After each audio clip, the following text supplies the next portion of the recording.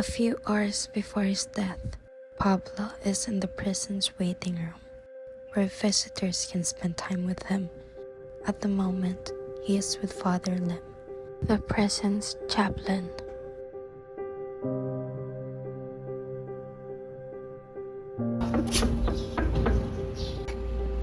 Pablo! Pablo! Forgive me, Father. I was thinking.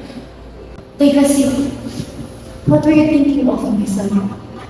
I was thinking. I can't believe that I should be here condemned to be hung in an hour at the age of 24. Be calm, Pablo! I went to see the governor for a reprieve. A few days more at least. But he said he couldn't do it.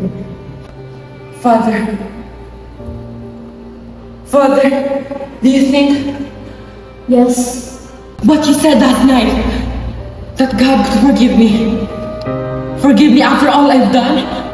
my son, Christ has said that if your sins are scarlet, they shall be as white as snow. If you ask His forgiveness. God's mercy is infinite, my son. No! I can't. Not yet. As you wish, Pablo. If my mother had only taught me to believe and to pray, but she never did. That's why I'm here now. Your mother's still living? Yes, but I hope I don't see her again. Why? What's the use, Father? It's a long story.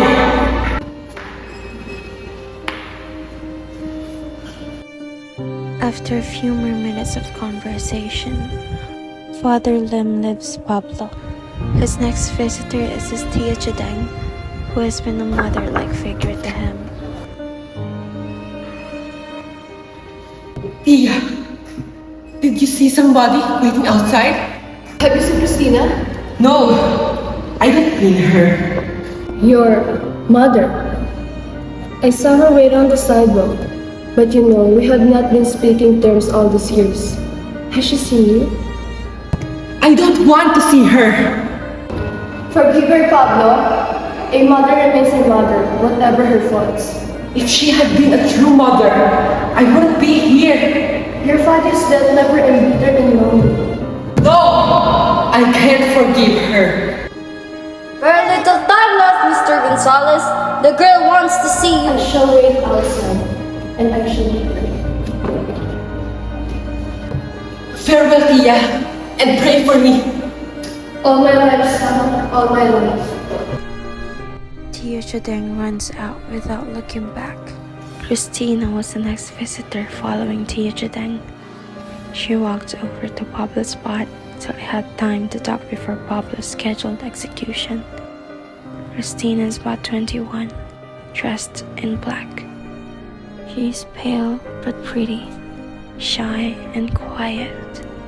Her voice soft, gentle as a cloud. Christina!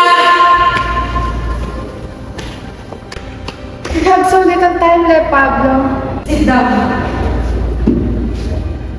What can we say to each other? I just want to say, I'll always love you. I'm not worthy of you, Christina. If you really love me, don't go away Without marrying you? Can't you see it will be unfair to you? I should let you marry you now, even if I'm about to. Let's not think what the few moments will be. For the first time in my life, I know what real love is: the deep silent affection, the quiet understanding, the feeling of gentle gratitude, the sense of being alive. Yes, alive. Neither a mother's nor a woman's love I have known. Early in life, I soiled my mind with unworthy thoughts, my mouth with drink and dirty language, my heart polluted with petty desires, my hands with stealing, gambling, and now murder. And then, you came, Christina. You came into my sordid, lonely life and cleansed my mind, and soul and brightened my world until that night. Why? Oh God, why? If only I had been walking alone that night. When you told me the next morning how that fellow had raped you, I forgot myself. I forgot you. And I forgot everything. I only knew I had to wipe the insult. But why with blood, Pablo? You shouldn't have... With blood. Yes. Because that's the only way. That insult had to be wiped away with blood. If we get married now, what can I offer you? Nothing. Premature widowhood, a name of a murderer, and a few memories of what might have been. What do I get? Widowhood? Yes, but also the assurance of your heart and mind, faithful unto the end and for always. A few memories, I wish there had been more, but still, memories I shall cherish all through eternity. After this is over, you'll forget me. I should be able to forget you, Pablo. If someday you should meet a better fellow who can offer you a better future, you'll be glad you didn't marry me, that you were free. Later on, Pablo is visited by his one last guest, his mother, Angela.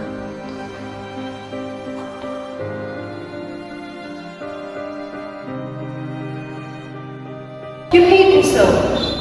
I don't hate you. My feelings for you are what I would feel for a stranger. I have left him. I left Marcus for good. Oh, you hate me. Is it pride in your work?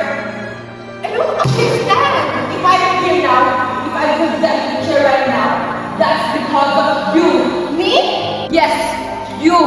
Have you ever been a mother to me? Did you ever give me any care or attention? Isn't it true that you spent all your time gambling while you left me with Tia Chideng? When father was sick and dying, break you out gambling? I fed you. I clothed you. And you thought you had done your duty? You thought that in bringing me into this world, your work was finished? It had only begun. What did you want me to do? Do you ever correct my faults? Do you care who my companions and playmates were? Do you ever check me from committing petty thefts? Correct my bad language, my bad tendencies? I really tried. I really ever teach me to fear God? You then taught me after 2 years which I quickly forgot because I got away. My faults became my bad habits and my bad habits enslaved me. I wanted to blame. Try to understand my son. Son? You dare me to call me your son? After a few months after father's death, I was tender. You fell in love with Marcus Nava. Live with him. My own mother. I left him. And may I know why? Now that it matters. When I read your sentence a few weeks ago, I realized I had done wrong. In the meantime, what have you done to me? You broke my ideals, tore away my faith, filled me with bitterness. The bitterness of a son who's ashamed of his own mother. Pablo, I'm pity. Pity? You never had any for me. You sent me into the world without faith, without anchor, without dreams. I wandered alone and lonely, without a home. Until I met Christina, the girl I've just married. Married? And now that I'm about to die, how I wish to have my own mother at my side. To be able to tell her how sorry I am. To be able to part in this life with a mother's kiss. But no, it's my own mother who has sent me here. Pablo, my son. Tears! How can your tears move me now when I drowned my own tears in drink? Pablo covers his face with his hands. Listen to what I have to say. Angela slowly raises herself up. There is an expression of determination on Angela's face. Slowly and quietly, she takes off her earrings, watch, and gently puts them on the table. When she speaks, her voice is low and soft. I was forced to marry your father against my will. I didn't love him, and he knew it. It wasn't my fault. My family shouldn't oppose my marriage to the man I really loved. To forget my unhappiness, I turned to gambling and to pleasure. That kept me away from your father. I didn't want a baby. You might as well know. So when you came, I just left you to the care of the servants. But few knew that our married life was unhappy. And where your father died, I saw an outlet for into lonely years. Tia Chudeng wanted to make me believe fathers that had left you lonely and bitter. Yes, but for different reasons. I left you with Tia Chudeng's care, then she wanted you. When you were 11, that's when I met Marcus. Tia Chudeng knew about my unhappy marriage with your father. She knew and never told me! I told you everything! Now condemn me if you dare! If I could believe you, I would ask you to take care of Christina for me. But no, it's impossible. Too late. Yes, son, let me take care of her. I'll be a real mother to her, what I haven't been to you. If I could die with the word mother on my lips, if I could call you mother, God in heaven, why can I call you mother? Time's up. The officials await you in your cell. No, not yet. You must start, Pablo, if you wish to see your wife. My wife? Oh, Christina. Yes. No, never mind. Why hurt her more? Father, I am afraid to die. Don't doubt God's mercy. His mercy is as wide and as deep as the ocean. Father, can you hear my confession? Let's go. My son! Pablo looks at her with compassion in his eyes, makes a gesture of bending towards her, but turns abruptly and goes out through rear door with Arden, closing the door behind them. Bells begin to toll outside when someone Pablo! Pablo, wait!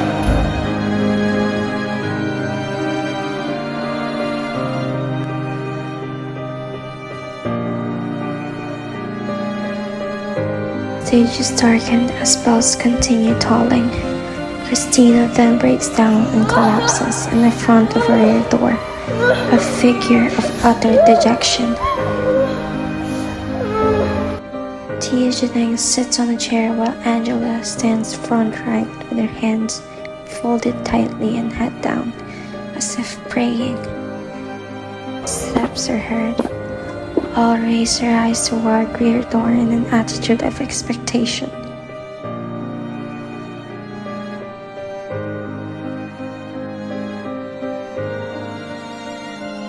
It's all over. His last words were... His last words... Yes. Christina. And Tia. Is that all? And Mother. He whispered like a prayer. The word Mother